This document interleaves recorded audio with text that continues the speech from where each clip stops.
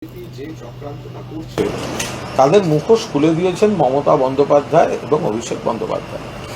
SIR এবং SIR related যে জটিলতা, কনফিউশন তৈরি করে তারা তার পলিটিক্যাল সুবিধা নিতে চাইছে চক্রান্তমূলকভাবে জাতীয় নির্বাচন কমিশনকে প্রভাব খাটিয়ে, তো তা নিয়ে সবিস্তার বলেছেন মাননীয় মুখ্যমন্ত্রী। আমাদের তো একদম স্পষ্ট কথা, একজনও জেনুইন ভোটারের গায়ে হাত দেওয়া যাবে না। একজনও বৈধ ভোটার, জেনুইন নাগরিক, তারা যেন তালিকা থেকে বাদ না পড়েন, তাদের যেন হয়রান না করা হয়। যদি এই ধরনের চেষ্টা হয় তাহলে প্রতিবাদে দল যা যা সিদ্ধান্ত নেবে এবং প্রশাসনিক বিষয়টা সরকার দেখবে। সেখানে 50% যদি নাগরিকত্বের প্রমাণ দিতে হয়, সেটা কি হবে? মানুষ বিচার করবেন, ওরা যাই করুক। এই যে 50%কে নাগরিকত্বের প্রমাণ দিতে হবে, এই হবে ওই হবে, এই যে মানুষকে হ্যারাস করা, এদের কাজটাই হচ্ছে মানুষকে নানাভাবে হ্যারাস করা। এরা তো বন্ধু নয়, এরা 100 দিনের টাকা দেবে না, আবাসের টাকা দেবে না, বাংলা বললে বলবে বাংলাদেশি, বাংলা ভাষাকে অপমান করবে, কখনো বলবে জাতীয় নির্বাচন কমিশন দিয়ে আমরা দখল করব, হেরে যায়, তখন বলবে কেন্দ্রীয় বাহিনী দিয়ে ভোট করব, হেরে গেছে। এবার এই ভোটার লিস্টটাকে বিকৃত করার চেষ্টা করছে। প্রথমে অন্য রাজ্যের ভোটার চাপিয়ে দিচ্ছিল, মমতাদি ধরে ফেলেছেন।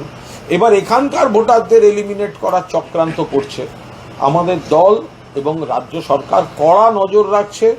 বিজেপির কোনো চক্রান্ত কোনো অবস্থায় সফল হতে দেওয়া হবে না। কোনো জেনুইন নাগরিক, জেনুইন ভোটারের গায়ে হাত পড়লে বিজেপি তার যথাযথ জবাব পাবে। শুভেন্দু অধিকারী আজকে মিছিল করেছেন এবং সেখান থেকে জনতার উদ্দেশ্যে বলছেন যে যদি 26-এ বদল আনেন তাহলে আমরা বদলা নেবই। দেখুন, এটা উনি প্ররোচনা ছড়াচ্ছেন। সিপিএমের দীর্ঘ সন্ত্রাসের পর, অপশাসনের পরও মমতা বন্দ্যোপাধ্যায় কি বলেছিলেন? বদলা নয়, বদল চাই, আমরা পরিবর্তন চাই, তারপর আমরা উন্নয়ন করব। রবীন্দ্রসঙ্গীত বাজানোর নির্দেশ দিয়েছিলেন।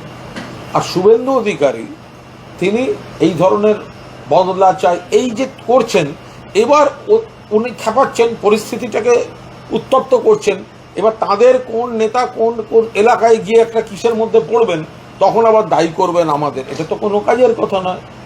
আমরা চাইছি শান্তিপূর্ণ অবাধ গণতান্ত্রিক পরিস্থিতি, আর উত্তপ্ত করছেন শুভেন্দু বাবুরা। একে মানুষ জানেন, গরিব মানুষ কাজ করিয়ে 100 দিনের টাকা দেয়নি, মমতা দিয়ে দিয়েছেন। আবাসের টাকা দিল্লি দেয়নি, মমতা দিয়ে দিয়েছেন। বাংলা বললে পাঠিয়ে দেওয়া হচ্ছে বাংলাদেশে। মানুষ এমনি ক্ষিপ্ত, তার মধ্যে যদি এই ধরনের কথাবার্তা বলেন তো তারপর নিজেদের দায়িত্বে ঘুরবেন, পরে আবার কিছু ঘটলে আমাদের করবেন না। মানুষকে উত্তপ্ত করছেন, মানুষকে বিরক্ত করছেন, মানুষকে প্ররোচনা দিচ্ছেন, আর কিছু হলে তখন তৃণমূলের দোষ। আজকে উনি আমাদের ভিডিও ভালো লাগলে লাইক ও শেয়ার করুন, কমেন্ট সেকশনে গিয়ে জানান আপনাদের মতামত। আরও ভিডিও পেতে চ্যানেলকে সাবস্ক্রাইব করুন। প্রতি মুহূর্তে খবরের আপডেট পেতে প্রেস করুন বেল আইকন।